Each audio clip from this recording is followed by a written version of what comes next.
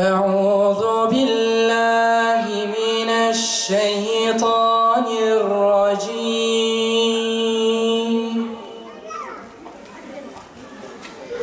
بسم الله الرحمن الرحيم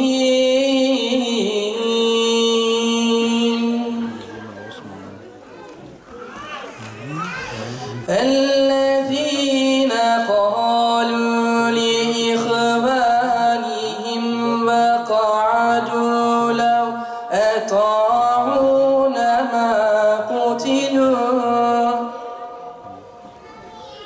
قل فادرءوا عن أنفسكم الموت إن كنتم صادقين.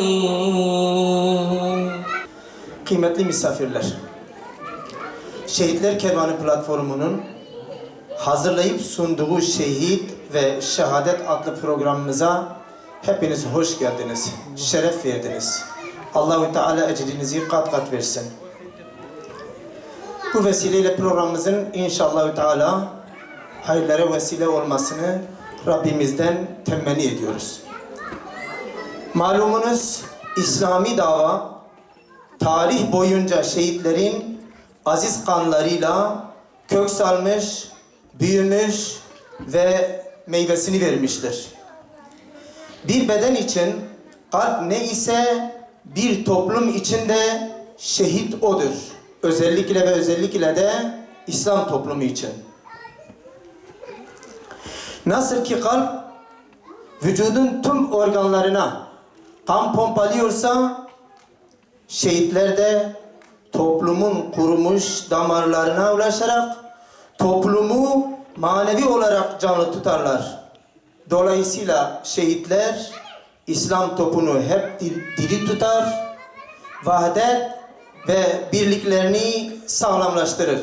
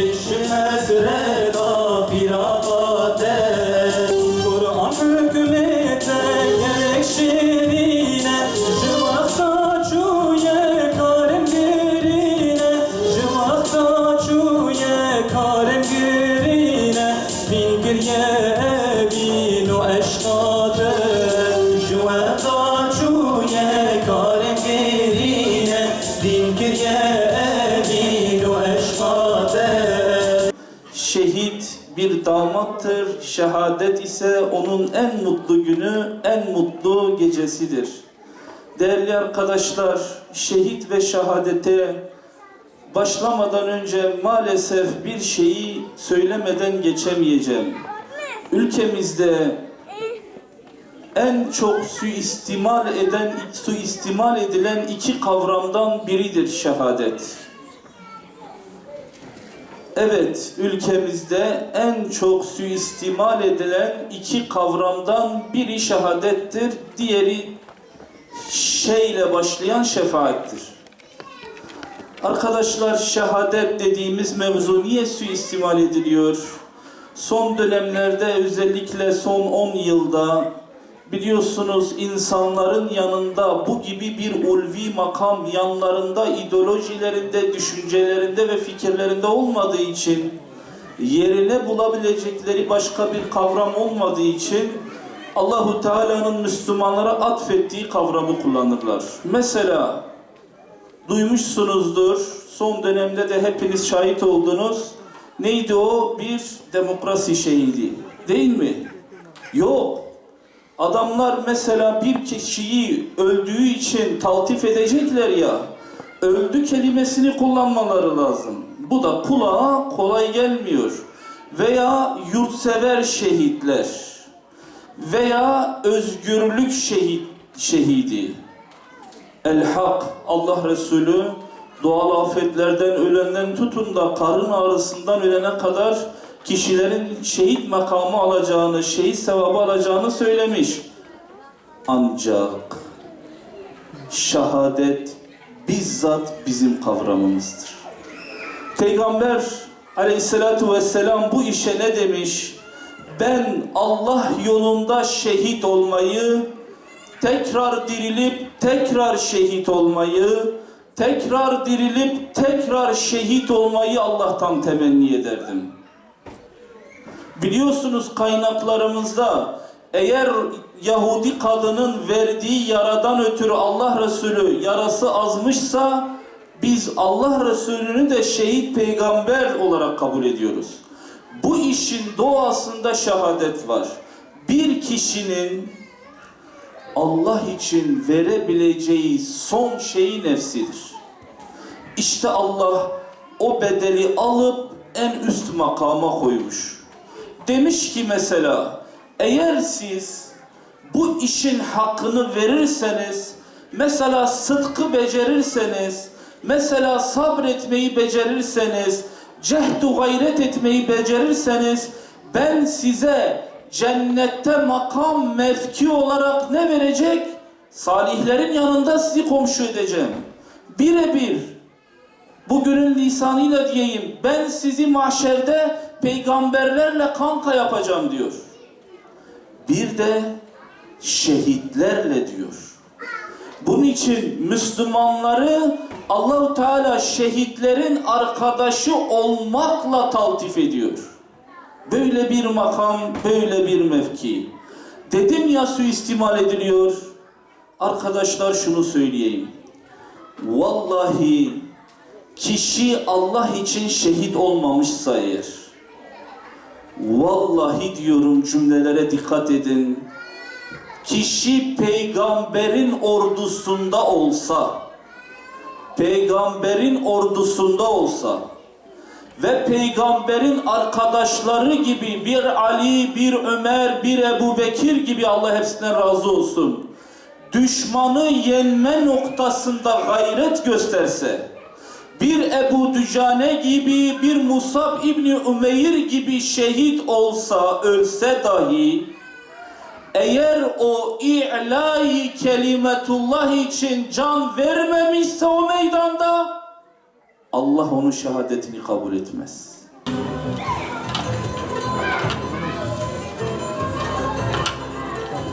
Ya Hasan, biz ne zaman zengin olacağız kardeşim ya? Bu nedir ömrümüz inşaatlarda geçti 3 kuruş para için, değer mi ya? Evet, fakir olduğumuz için kimse bizi kale bile almıyor. Bizler de gelip böyle kokuşmuş kahvehanelerde milleti çekiştiriyoruz. Doğru söylüyorsun. Gençliğimiz buralarda veba olur. Daha önceleri bu kahvehanelere gelip bir iki oyun oynadığımda kendime geliyordum. Ya da sahile indiğimde, çarşıda dolaştığımda iyi oluyordu. Evet, bizlerde bir eksiklik var. Fakirlik mi bunu tetikliyor? Emin değilim. Ya tabii ki fakirlik tetikliyor kardeşim. Şimdi bizim de 3 kuruş paramız olsaydı, biz de zevklerimize baksaydık böyle mi olurdu ya? Daha güzel olurdu. Aleykümselam, Zeki Hüseyin. Geç otur. Hüseyin, gel, iyi ki geldin. Bizim de dördüncümüz eksik ya.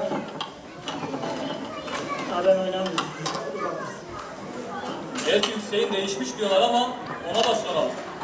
Hüseyin, sence bu memlekette neden mutlu değiliz? Bizce bunun tek sebebi fakir olmamız. Bence Müslüman bizdeki sıkıntı fakirlik değil, maneviyatsızlıktır. Allah'tan, namazdan ve niyazdan uzaklaştığımız için bunlar bizim başımıza geliyor. Ya bu da son dönemlerde ne dediğini bilmiyor ha. Kardeşim biz neyden bahsediyoruz, sen neyden bahsediyorsun? Ya ne namazı, ne niyazı, geç bunları ya. Kalk Hasan, kalk gidelim kardeşim ya. Bu adam geldi, Kur'an'ın havasını bozdu ya. Soruyu sorduğuma pişman ettim beni. Hadi kalk. Ne zevksiz adamsın. Terbiyesizlik yapmayın. Bırakmadınız ki adam konuşsun. Gidin, ben gelmiyorum. Aman sen bilirsin, gel. Hüseyin kusura bakma. Bunlar son zamanlarda ne dediğini bilmez oldu. Ne kusuru Hasan abi? Ben zaten seni ziyarete gelmiştim. Dünyaya tek zevk ve sefa için gelmedik ki. Zevkini sefasına süreceğiz ama haklılık çerçevesinde şerri boyutuna göre davranmak lazım. Hasan abi, dünyayı sadece dünyada yaşamakla sanıyorsak bu apaçık bir cahilliktir. Şu etrafındakilere bir bak, dünyaya bir bak. Dünyada her şey geliyor, geçiyor, eskiyor Hasan abi. Dünya ahiretini mahvetmek için yaşanabilecek bir yer değil. Dünya ahiretine tarla olarak kullanırsa ne ala ne mutlu. Ama öteki taraftan dünya tek başına yetmiyor, eksik kalıyor Hasan abi, mutlu etmiyor. Genel itibariyle bakarsan para kazananlar daha çok borcun altına giriyor ve daha çok yoruluyor Hasan abi.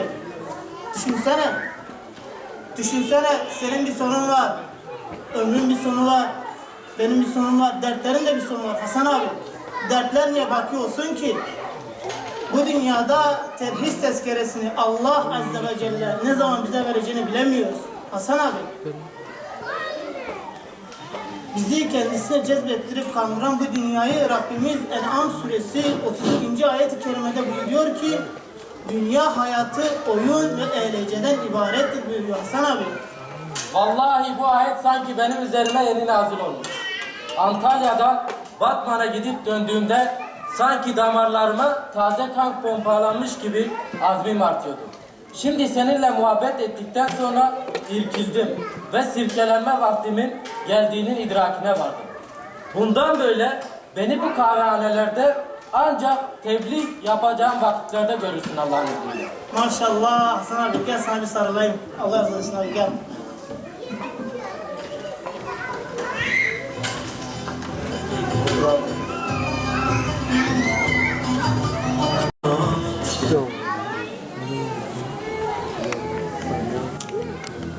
Başkan gelecek.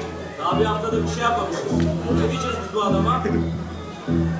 Bir haftadır bir icraat yapamadım. Başkana nasıl hesap vereceğiz bilmiyorum. Eğer ki bu başarısızlığımız önderliğin kulağına giderse canımızı yakarlar, haberimiz olsun. Başkan hep kötü işleri bize yapıyor ya. Onu mutlu edecek bir şeyler yapmalıyız.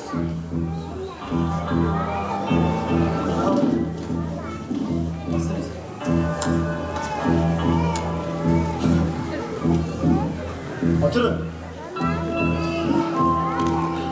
Anladın mı bakalım? Geçen hafta ne yaptınız? Özellikinizi verin önderliğe. Başkanım, haberler pek de iç açıcı değil. Sizi ve önderliği mutsuz edecek haberlerimiz var. Neden?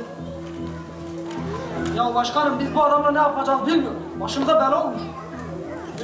Kim olacak? Bu soru denen adam. Kim oluyor lan bu adam? Hasan Şahin başkanım. Ben senin şeyin başkanım. Biz de biliyoruz Hasan Şahin olduğunu. Bu sorudur nedir? Laftan anlamıyor başkanım. Ona insanlara nasihat etmeyeceksin. İslam'ı anlatmayacaksın dememize rağmen bizleri dinlemiyor. Millet bizle düşman oluyor. Bizleri kale bile almıyor. Bunu dediğinizde o sene diyor peki. O da diyor ki ben Kürdüm. Akrabalarım Kürt, dostlarım Kürt. Ayrıca benim için Türk, Kürt fark etmiyor. Ben kulluk görevi yapıyorum ve tebliğ çalışmalardan beni hiç kimse ayıramaz. Başkanım bunun için onu uyardık, olmadı. Tehdit ettik, yine olmadı. Bu dükkanını taradık, yine olmadı. En son bir akrabasındaydık, evlerini paramparça ettik, yine olmadı. Adam vazgeçmiyor ya. Sen söyle başkanım, daha ne yapalım? Başkanım, bu konudaki taktik ve stratejik çözümlemeleriniz neler?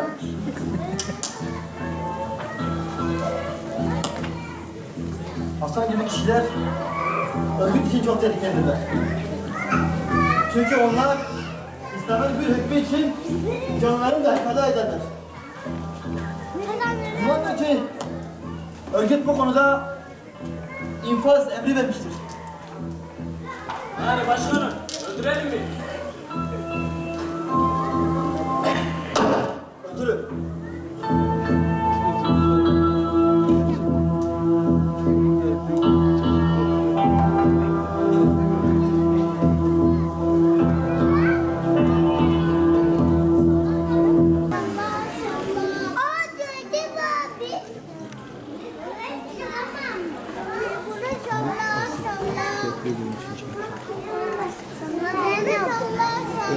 biliyorum.